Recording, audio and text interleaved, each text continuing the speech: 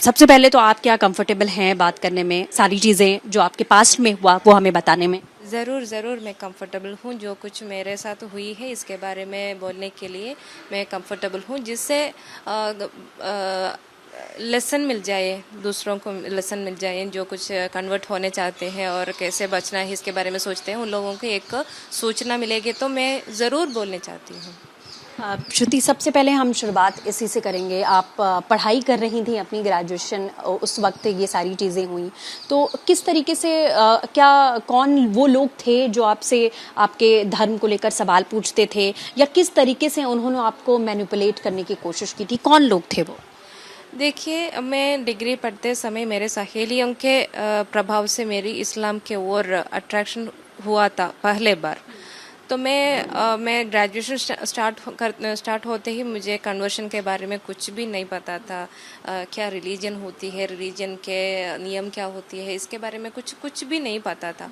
मैं एक ब्राह्मण फैमिली में पैदा हुई थी, और कासरगोड डिस्ट्रिक्ट में ही, और कई रिचुअल्स में पार्टिसिपेट कर रही थी, और मंदिर जाती थी जब बर्थडे आती थी, और स्पेशल डेज होती है ना तब आती थी। एग्ज़ाम के पहले मंदिर जाती थी। इतनी ही मंदिर के बारे में जानती थी, और कुछ टेली सीरियल्स में कुछ देख रही थी पुराण कथा वाले, तो उस इतनी ही मुझे मेरे धर्म के बारे में मालूम थी।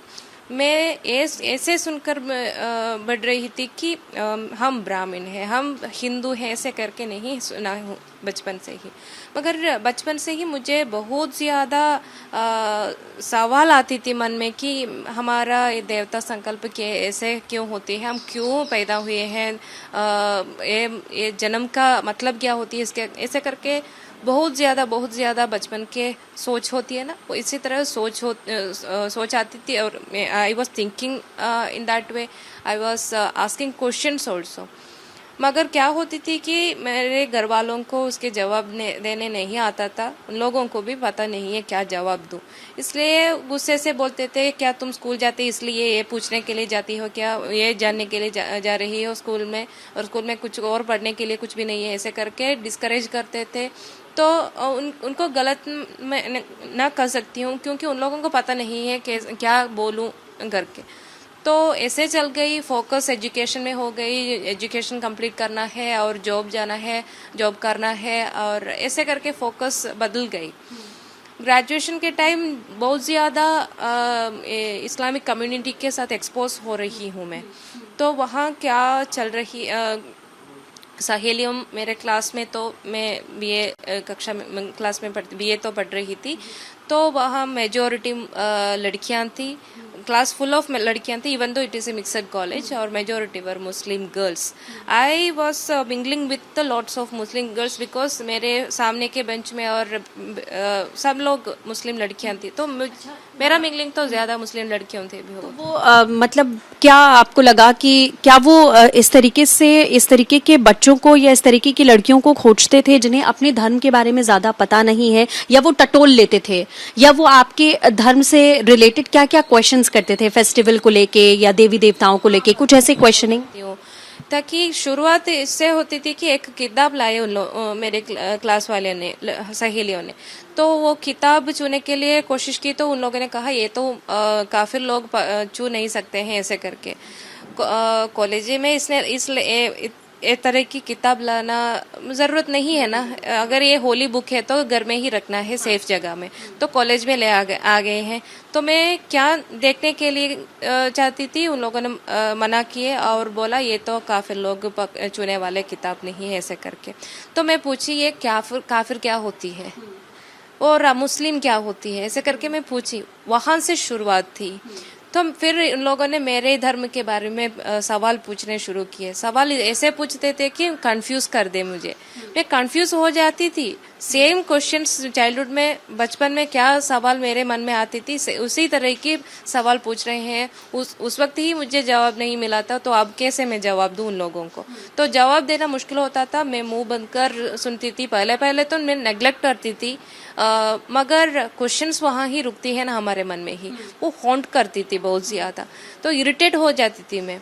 फिर क्या हो गई, सवाल के बाद मैं कंफ्यूज हो गई। मेरा कंफ्यूज्ड स्टेट देखकर उन लोगों ने क्रिटिसिज्म शुरू किए। तो ब्रेक नहीं होती है यहाँ, कोई ब्रेक नहीं, कंटिन्यूस प्रोसेस होती है, चलता रहता है। मैं घर आती हूँ, ये हॉन्टिंग शुरू होती है, और कॉलेज जाता हूँ, ये क्वेश्चनिंग शुरू होती है।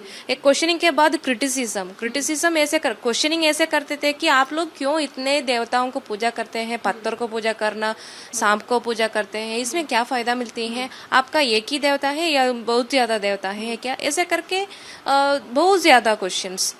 तो फिर क्रिटिसिज्म में ऐसे बोलते थे कि हिंदू कल्चर सही नहीं है, ये तो बार्बरिक कल्चर है, और इसमें शिवलिंग को पूजा करते हैं आप लोग। शिवलिंग क्या होती है, ये तो मेल ऑर्गन है, आपको मेल ऑर्गन को पूजा करते हैं, पूजा करने चाहते हैं तो मंदिर क्यों जाते हैं। मतलब आपके दिमाग में पूरी तरीके से एक जहर पूरा भर दिया कि आपका जो धर्म है वो गलत है। बिल्कुल जो श्रुति बता रही है, मैं एक चीज यहाँ पर उसको भी जोड़ दूं, क्योंकि आपने भी केरला स्टोरी देखी होगी। जिन लोगों ने देखी है या ट्रेलर भी देखा है, उसमें भी सेम एज इट इज चीज दिखाई गई है कि उस लड़की के, शालिनी के जो फ्रेंड्स हैं कॉलेज में, वो धर्म के बारे में या भगवान के बारे में पूरी तरीके से क्रिटिसाइज करते हैं कि ये कौन से भगवान की आप पूजा करते हैं। इस तरीके का जिक्र उस ट्रेलर में देखा गया था, और जिन्होंने फिल्म देखी होगी उनको ये क्लियर होगा। तो ये सिमिलर चीजें हैं जो उस फिल्म में दिखाई गई हैं कुछ हद तक, जो श्रुति हमें बता रही हैं। आगे और किस तरीके से फिर उन्होंने, क्या आपको कुछ बुक्स या सीरीज रहे थे ना फिल्म में जो कुछ दिखाए गए हैं वो सही है। हाँ, ये फिल्म और मेरी कहानी में इतनी डिफरेंट ये है कि फिल्म में लव ट्रैप जिहाद में घुसकर एक लड़की कन्वर्शन होकर क्या क्या करती है और कैसे रिक्रूट हो जाती है, इसके बारे में बोल रही है। मेरे जीवन में ऐसा हुआ है कि आइडियोलॉजिकल कन्वर्शन हुई है, ये कहीं एक आदमी को देखकर नहीं गई हूँ। मेरे धर्म के बारे में इतने हेट्रेड जगा कर मुझे वो धर्म छोड़ने के बारे में सोचने के लिए एक सिचुएशन ले गए हैं उन लोगों ने। फिर मैं ग्रेजुएशन कंप्लीट करते मुझे हिंदुइज्म में हेट्रेड आ गई और इस्लाम के और थोड़ा क्या बोलूं इंटरेस्ट आ गई थी। तो क्या वो कुछ आपको किताबें देते हैं। मैं पोस्ट ग्रेजुएशन करते ही मुझे किताबें मिलने शुरू की और मेरे फ्रेंड लिस्ट बढ़ गई और सहेलियों से फ्रेंड लिस्ट बढ़ गई और वहाँ से मैं फिर टीचर काम करती थी। तो उस वक्त कोलीग मुझे सपोर्ट करते थे, स्टूडेंट्स भी सपोर्ट करते थे और pamphlets, speeches of Zakir Naik और कई मलयाली प्रीचर्स हैं यहाँ के, उन लोगों के स्पीचेस देते थे। वो क्रिटिसाइज करके मेरे धर्म के और हेट्रेड जगह कर फिर उन लोगों के ये इस्लाम के आइडियोलॉजी ऐसे सिखा रहे थे कि कोई भी सुने इससे, हाँ वो ठीक कर रहे ना, ऐसे करके सोचेंगे। मतलब पूरी तरीके से एक तरीके से ब्रेन वॉशिंग की, पूरा ब्रेन वॉश। पहले उन्होंने ऐसे कहेंगे तो इस्लाम सही है, अल्लाह एक ही गॉड है और अल्लाह बहुत दयालु होती है और ऐसा है करके हमें वो आइडियोलॉजी की ओर अट्रैक्ट कर देते हैं। वंस दे सोचते हैं कि एक बार उन्हें पता चलता है हम एडिक्ट हो रहे हैं, मतलब तो पॉइजनिंग पता चल जाता है कि इंटरेस्ट आ रहा है बहुत ज्यादा सामने वाले को, तो वो आइडियोलॉजी का शार्प हार्डकोर आइडियोलॉजी इंजेक्ट करते हैं। कैसे कि यहाँ दुनिया में इतनी ज्यादा मुस्लिम्स को मीन्स काफिर लोगों को इतने मुश्किल आती हैं, इतनी दुख आते हैं क्योंकि उन लोगों ने इस्लाम की नियम पालन नहीं करते हैं और अल्लाह के नियम पालन नहीं करते हैं, इसलिए। और पर्दा ही महिलाओं के लिए एक सेफ्टी, उन लोगों के सेफ्टी के लिए दिया गया है इस्लाम धर्म से। क्योंकि जो कुछ मर्द लोग महिलाओं की वो शरीर देखते ही उन लोगों को सेक्सुअल फीलिंग्स आते हैं, तो वो प्रोस्टिट्यूशन हो जाती है। वो लड़की को नहीं पता तो भी वो प्रोस्टिट्यूशन में एक पार्ट हो जाती है, इन्वॉल्वमेंट हो जाती है। तो ये सुनकर एक कॉमन लड़की का सोच क्या होगा। मैं सेफ नहीं हूँ। मतलब पर्दा या हिजाब करने के लिए उन्होंने ये सारी चीजें आपको समझाई थी। जब मैं फिल्म देख रही थी वह शालिनी के साथ और वो गीतांजलि के साथ वो आसिया नाम की एक कैरेक्टर बोल रही थी ना, तब मैं मेरे सहेलियां कलीग वाले कैसे मेरे ब्रेन वॉश कर रहे थे उसके बारे में सोच सोच कर मुझे आंसू आ रही थी। जो आसपास के लोग बैठे थे उन लोगों को पता है मैं कैसे आंसू भरकर आंसू वाइप कर रहे थे कि मुझे ऐसा एहसास कर रहे थे कि मेरी कथा ही वहाँ चल रही है, कैसा ब्रेन वॉश हो रही है इसके बारे में। तो एक बात सही है कि यहाँ एक ब्रेन वॉशिंग सिस्टम चल रही है, ये ट्रूथ है। इस ब्रेन वॉशिंग सिस्टम चलाने के लिए कई तरह के ways they are searching, they are implementing different ways for that. Love trap जिहाद भी हो रही है यहाँ। मैं खुद इसकी एक विटनेस हूँ। मैं कन्वर्शन के लिए पोन्नानी गई थी। पोन्नानी में केरला मलप्पुरम में पोन्नानी में एक कन्वर्शन सेंटर है, वहाँ मैं कन्वर्शन के लिए गई थी। वहाँ कन्वर्शन के लिए मेरे साथ 65 विमेन थी। 65 में मतलब सिर्फ हिंदू लड़कियां थी या किसी और धर्म की? हिंदी। मेरे याद सही है तो 2 ही क्रिश्चियन लड़कियां थी उस वक्त।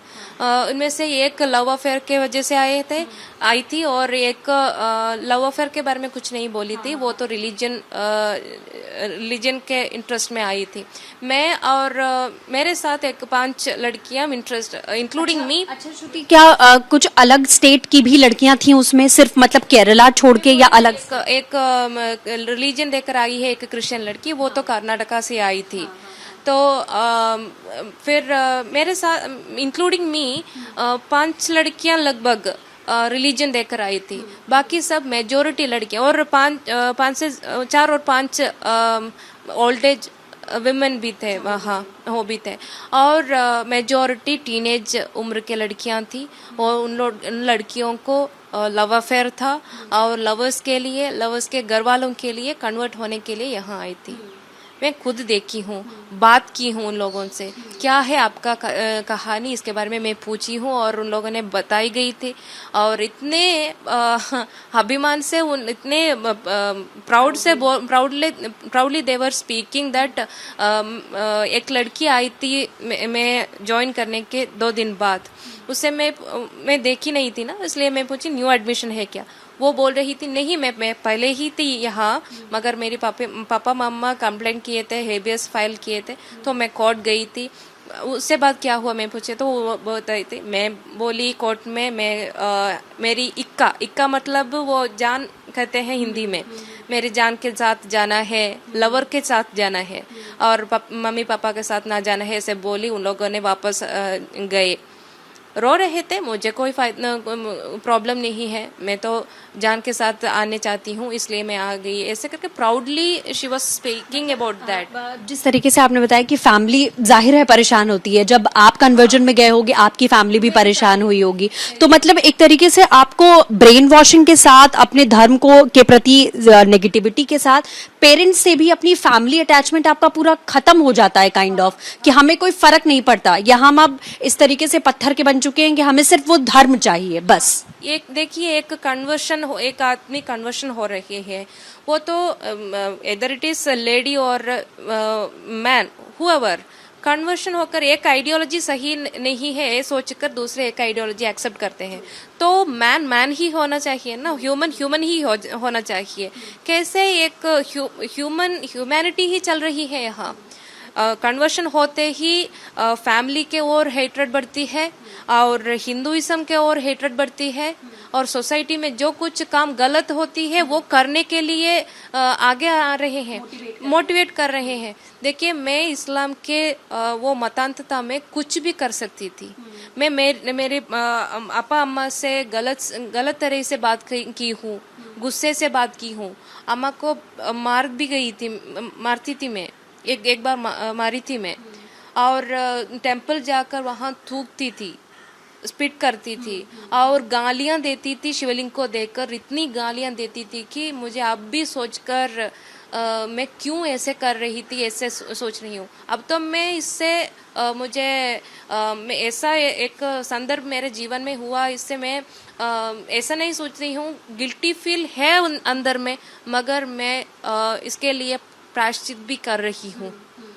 अच्छा, मैं आपसे ये भी जानना चाहूंगी कि उन लोगों ने जिस तरीके से आपका ब्रेन वॉश करने की कोशिश की, क्या कॉलेज में और भी लड़कियां थीं जिनके साथ वो ऐसी बातें करते थे, जो आपके कॉलेज में या आपके क्लास में अगर आपको याद हो, जिनको वो इस तरीके से मोटिवेट करने की कोशिश करते थे कि आपका धर्म पूरी तरीके से गलत है? या आपको लगता है कि मतलब कोई एक गैंग था जो सिर्फ इसी पर्पस से काम करता था कि हमें लड़कियों का ब्रेन वॉश करना है और उनको कन्वर्जन करवाना है? देखिए, मेरे कॉलेज टाइम के बारे में बहुत ज़्यादा मुझे ये बता नहीं सकते ही कि मेरे तरह कई और लड़कियां इन लोग के चक्कर में घुस गई है या नहीं, मुझे तो इसके बारे में पता नहीं है। मगर एक बात सही है कि जब मैं स्कूल में पढ़ाती थी तो मेरी एक 6th स्टैंडर्ड स्टूडेंट मुझसे ये कहा था, मैं इसलिए नहीं इस्लाम एक्सेप्ट की है, मगर वो एक लड़का 6th स्टैंडर्ड लड़का मुझसे ये बोल रहा था कि टीचर आप हमारे धर्म को और आइए, आप इस्लाम के ओर आ जाइए, मैं मेरे पापा से बोलकर आपको 7 लाख रुपए देंगे। अच्छा, ये 6th स्टैंडर्ड का बच्चा स्टैंडर्ड लड़का बोल रही है। कितने साल का रहा होगा? 6th स्टैंडर्ड बोलने तो कितना उम्र होगा, 10-12 साल का होगा। और एक 4th स्टैंडर्ड लड़की मुझसे ये से बोल रही थी कि आप कितनी सुंदर दिखती है टीचर, आप हमारे धर्म की ओर आ जाइए। क्यों हिंदू होकर सुंदर नहीं होना है? इसमें क्या गलत होती है? मेरे ये एग्जाम्पल देकर मैं ये कहना चाहती हूँ कि कितनी रिलीजियस पॉइजन इंजेक्ट कर रहे हैं इतनी मासूम सी उम्र से ही, जिन्हें कुछ पता ही नहीं है, अभी ना इस्लाम के बारे में पता होगा ना हिंदुज्म के बारे में। हाँ, ऐसे बोल रहे थे कोई से भी आप डरो मत, टीचर से डरो मत, मम्मी पापा से डरो मत, आप एक से डर लीजिए, अल्लाह से। हाँ, 4th स्टैंडर्ड का एक लड़का होमवर्क नहीं किए थे, तो मैं पूछा क्यों आपको डर नहीं लगते, टीचर वालों से डर नहीं लगते हैं, आप बिना होमवर्क लिख कर आए हैं? तो वो बोल रहे थे मेरे उस्ताद मतलब ये मौलवी होते हैं, ये तो मदरसा में सिखाते हैं ना, उन लोग वो ऐसा कहा है कि एक को डरना है, वो अल्लाह है, अल्लाह को ही डरना है। क्या रेस्पेक्ट सिखाते हैं इन लोगों ने, ये रेस्पेक्ट होती है। मतलब अपने टीचर्स से आपको नहीं डरना है, आपको सिर्फ अल्लाह से डरना है। टीचर्स से, मम्मी पापा से और कोई एल्डर्स से डरने की कोशिश डर नहीं चाहिए, प्यार से एक डर होना चाहिए ताकि गलत ना करें हमारे जीवन में। मगर ऐसा नहीं सिखाते हैं उन लोगों ने, सिर्फ अल्लाह से ही डरिए, कोई और से नहीं डरिए। अच्छा, आपने क्या जैसे कन्वर्जन किया तो हिजाब पहनना या फिर नमाज पढ़ना या फिर कुछ उनकी भाषा में जो भी उनकी प्रेयर्स होती हैं, इसकी प्रैक्टिसेस भी आपने शुरू की थी? हाँ, मैं शुरू की थी कि मैं ये स्पीचेस और पम्फलेट्स, ये बुक्स वगैरह पढ़ती थी, सुनती थी ना, तो मुझे ऐसा एहसास हो रहा था कि मैं एक पक्का मुस्लिम वुमन होना चाहिए। तो इसलिए मेरे फ्रेंड्स भी ऐसा ही कर रहे थे, तो तुम इस्लाम फॉलो करना है तो मुझे ऐसा शहादत कलीमा ओत लेना पड़ेगा, और तुम ओत लेते हो तो तुम मुस्लिम हो जाती हो, और नमाज करना चाहिए, और तो ही इसलिए अल्लाह एक्सेप्ट करेगा।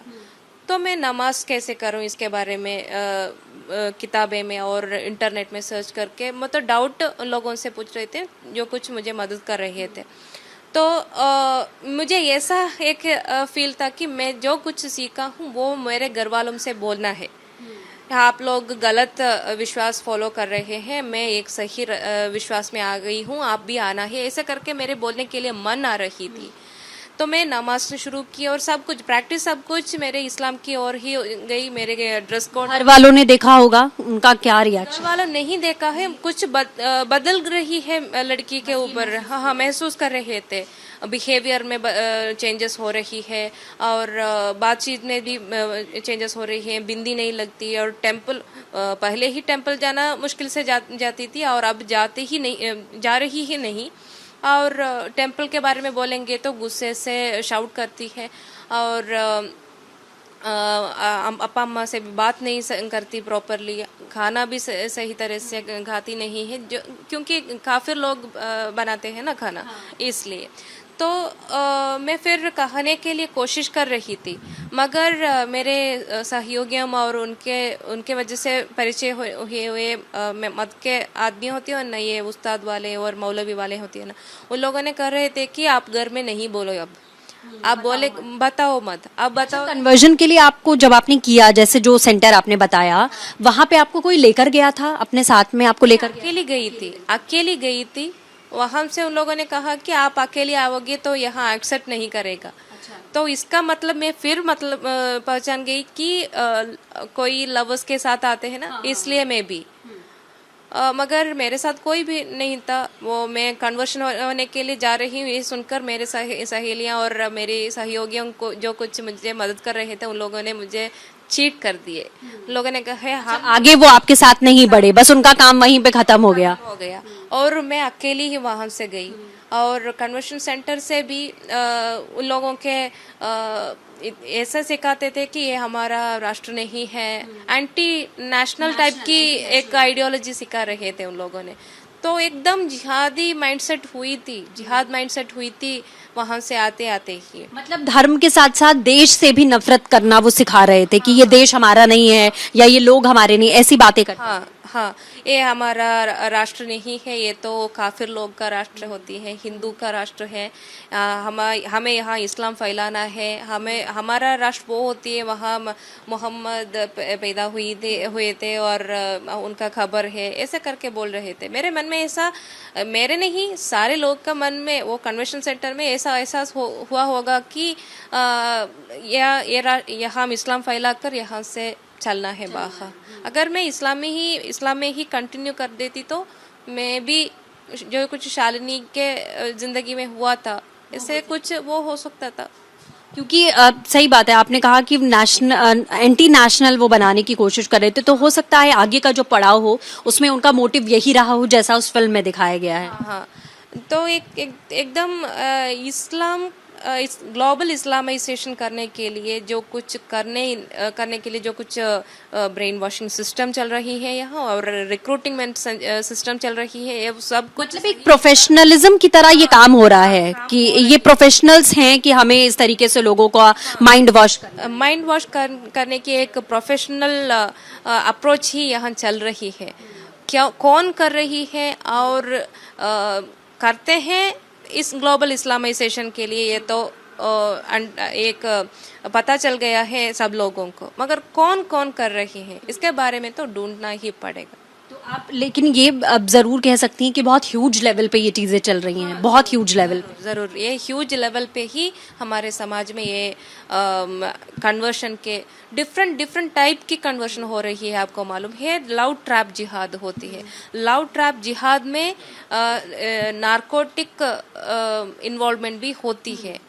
अब तो मैं एक संस्था की रिप्रेजेंटेटिव हूँ, आर्ष विद्या समाजम कह के। मैं वापस आई हूँ इसी संस्था के वजह से। यहाँ के हमारे गुरुजी ये भी एक बहुत क्यूरियोसिटी है कि आप वहाँ पहुंची, वो काइंड ऑफ आप ट्रैप हो चुकी थी, आइडियोलॉजिकल कन्वर्जन आपका हो चुका था, अपने देश से नफरत या फिर अपने धर्म से नफरत आपको हो चुकी थी। लेकिन ये घर वापसी कैसे हुई? वापस क्या ऐसी चीजें थी जो आपको वापस अपने धर्म की तरफ लेकर आई? क्योंकि ऐसा बहुत कम होता है कि एक बार ट्रैप होने के बाद में आप वापसी कर पाओ। हाँ, मैं तो वहाँ कन्वर्शन सेंटर में पढ़ रही थी ना, उस वक्त मेरे मम्मी पापा को पता चल गया मैं मिसिंग हूँ। मैं झूठ बोलकर अचानक गई थी।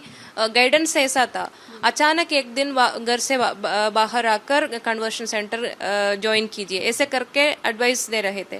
और ये भी एडवाइस दे रहे थे मतलब अचानक सब नॉर्मल चल रहा हो और आप अपने घर से गायब हो जाओ। और एक मौलाना था वहाँ आसपास के एक मस्जिद के, वो ऐसा बोल रहा था कि एक लेटर दिए थे, रेफरेंस लेटर ज्वाइन करने के लिए कन्वर्शन सेंटर। वो ऐसा बोल रहा था कुछ मदद आएगा, कुछ प्रॉब्लम हो जाएगा तो आप एक औरत को कॉल कर सकते हैं, वो वुमन फ्रंट से जुड़े हुए हैं। उनका नंबर भी दिया था? नंबर दिया नहीं था। वो बोल रही थी कन्वर्शन सेंटर जाके वहां से मुझे कॉल करो, तो मैं उस वक्त मैं नंबर दूंगी, वहां से तुम औरत का कॉल करो और उससे बोलो कन्वर्शन का प्रोसीजर कंप्लीट हुआ है, और कुछ घर वालों पुलिस कंप्लेंट और कुछ प्रॉब्लम वो चीजें कानूनी तौर पे वो टैकल कर रहे हैं। हाँ टैकल करेगा ऐसे करके, तो ऑर्गेनाइजेशन का इन्वॉल्वमेंट भी हो रही है। तो वहां से पुलिस वालों के मदद से मेरे घर वालों वहां से लेकर आ गए। तो उस वक्त भी उन लोगों ने मुझे छोड़ने वाले नहीं थे। ऐसे बोल रहे थे कि उन लोगों के साथ मत जाओ, कुछ पूजा वगैरह करेंगे और ब्रेन वॉश करने शुरू करेंगे। आप दीन मतलब मत होती है ना, मत में ही रुकना है, अल्लाह को ही प्रार्थना करना है। अभी पेरेंट्स की कोशिश के बाद भी वो कोशिश कर रहे थे कि आप चंगुल से निकलो नहीं और यहाँ से जाओ मत, ऐसे करके बोल रहे थे। एक तरह की उन लोगों ने एनकरेज कर रहे थे वहाँ ही रुकने के लिए, मगर मैन मिसिंग कंप्लेंट है, मुझे जाना ही पड़ा। और पुलिस के साथ मेरे अपा और ब्रदर के साथ मुझे वहाँ से बाहर आने पड़ी। और मैं magistrate in front of magistrate also I told that I want to stay in Islam only, I want to follow Islam only, but for 2 days I want to go with my father and mother, because मेरी अम्मा की situation ऐसा था।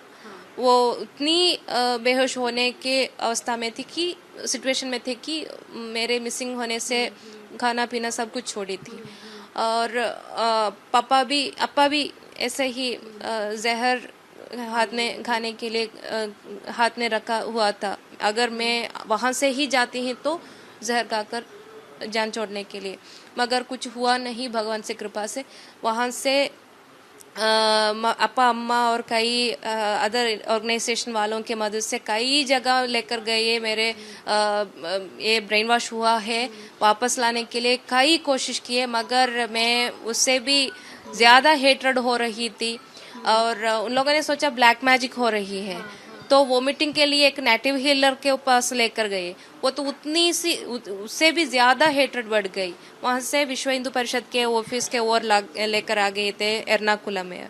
वहां से एक sir ने advice किए अपा अम्मा को कि एर्नाकुलम में ही त्रिपुनितुरा नाम के एक जगह है, वहाँ एक आचार्य मनोज जी है, उन लोगों ने ज्यादा लोगों को ऐसे कन्वर्शन से बाहर वापस लाए हैं। तो मुझे ऐसा लग रहा था कि अब ये काउंसलिंग वगैरह यहाँ से ही स्टॉप करना है, मुझे एक गुरुजी को ही कन्वर्ट करना है और आसानी से सब लोगों को कन्वर्ट करे, ऐसा मन आ रहा। मतलब आपके दिमाग में ये थॉट तक था कि ठीक है मैं जाऊंगी आश्रम में और मैं ही सबको कन्वर्ट कर लूंगी, मतलब कन्विंस कर लूंगी कि आप इस्लाम में कन्वर्ट हो। तो मुझे आसानी से कन्वर्ट कर सकती हूँ। गुरुजी और शिष्य, मतलब आप उन लोगों की तरह ही बात करने लग गए थे, बिहेव करने लग गए थे, जैसा वो करते थे आपके साथ उन्होंने किया, वैसा ही आपने पूरा प्लान बनाया कि मैं यहाँ वो कर सकती हूँ। ऐसा ही मेरा प्लान था, मगर सब प्लान ब्रेक हुआ। गुरुजी से बात करते ही वो कुरान को रखकर ही मुझसे बात कर रहे थे। मैं इतना नहीं सोची हूँ। मैं बोल रही थी मुझे आपका वो वेद भगवत गीता सब कुछ के बारे में पढ़ना नहीं है, मैं तो एक मेरा गॉड अल्लाह ही मेरा गॉड है, मेरा एक होली किताब है, इसमें ये रखकर बात कर रहे हैं, ऐसे करके बोल रही थी। तो कुरान रखकर ही बात कर रहे थे। मेरा सोच और मेरा थिंकिंग और मेरा इंटेलेक्चुअली रीजनिंग पावर को उठाकर गुरुजी मुझे हेल्प कर रहे थे कि मैं कैसे इस्लाम की ब्रेन वॉशिंग मेरे पास हुई है, वो आइडियोलॉजी का इंजेक्शन कैसा हुआ है, इसके बारे में मुझे ही पता चलते। ऐसे इस तरह से मुझे हेल्प कर रहे थे उन लोगों ने। कहाँ भी फोर्स नहीं किए थे गुरुजी ने। ऐसे बोल रहे थे कि आप एक सही आइडियोलॉजी को फॉलो करने के लिए निकले हैं, आप एक सही ईश्वर विश्वास के बारे में पढ़ने के लिए आप ट्राई कर रहे थे। तो आपको गलत फहमी हो गई है, आप कैसे गलत फहमी हो गई है आपको ही पता चलेगा। अच्छा, आप तो खुशकिस्मत रहे जो आप वापस आ गए, लेकिन ऐसे पता नहीं कितनी लड़कियां हैं जो अभी भी ट्रैप में है, चाहे वो लव जिहाद हो या फिर इस तरीके से आइडियोलॉजिकल चेंज करने की बात हो, वो अभी भी उसी ट्रैप में होंगी, क्योंकि वो तो प्रोफेशनली वैसे ही काम कर रहे हैं। क्योंकि जब आप इस हद तक पहुंच गई थी कि मैं अब लोगों का कन्वर्जन करवा सकती हूँ, मैं कन्विंस कर सकती हूँ लोगों को, तो ऐसे बहुत सारी लड़कियां होंगी जो अलग अलग, जैसा आपने बताया लव जिहाद हो या फिर सोच बदलना हो, वो जहर अभी भी चल रहा है यहाँ। देखिए, मैं बोली थी पहले ही, मैं लव जिहाद मत कहिए इसको, लव ट्रैप जिहाद ही हो रही है। लव ट्रैप जिहाद होती है, इसके एक विटनेस हूँ। वहाँ कन्वर्शन सेंटर में इतनी लड़कियों को देखी हूँ, यहाँ ही 10 साल से मैं इतनी लड़कियों को लव ट्रैप जिहाद में घुसकर देखती हूँ। फिजिकल असल्ट होकर यहाँ आ रहे हैं, और रिलीजियसली लड़कों के लिए वहाँ भी ऐसे एक ज्यादा लड़कियों को देखी हूँ। उन लोगों के फिजिकल अटेम्प्ट तो हो गई है। शादी के बारे में बोलेंगे तो ये कन्वर्शन के बारे में बोलते हैं, तो कन्वर्शन करने के लिए आ रही है। यहाँ भी ऐसे तरह की कई एग्जाम्पल्स देख रही हैं। मुझे ऐसा ये सही है पता चल गया यहाँ से ही कि एक बड़ा एक कन्वर्शन स्ट्रैटेजिकल एक सिस्टमेटिक प्लानिंग करके और ऑर्गेनाइजेशनली और प्लानिंगली ये सब हो रही है। इसके बारे में मुझे यहाँ से जानकारी मिल रही है। कई तरह की नारकोटिक जिहाद भी हो रही है यहाँ, और लव ट्रैप जिहाद में घुसकर फिजिकल असल्ट होकर कितनी लड़कियां की नारकोटिक जिहाद का जो आपने जिक्र किया, इसका कुछ एक अंश जो है वो इस फिल्म में दिखाया गया है कि कुछ पिल्स दी जाती थी उन लड़कियों को। आपने देखा होगा तो आपको याद होगा कि उनको कुछ पिल्स दी जाती थी जिससे वो अपना होश-हवास खो देती थी। उसके बाद रेप अटेम्प्ट्स किए जाते थे उनके साथ में। ये कई लड़कियां यहाँ आए हुए लड़कियां बोल रहे थे कि उन लोगों को एक तरह की टैबलेट दे रहे थे, और टैबलेट के बाद उन लोगों को बेहोश हो रहे थे। और कई लड़कियां ऐसे बोल रही थी कि उन लोगों को एक तरह की वाइट पाउडर देते थे, और तो उससे मिक्स करके तो स्मेल करने के लिए बोल रहे थे, ड्रग्स के तरह।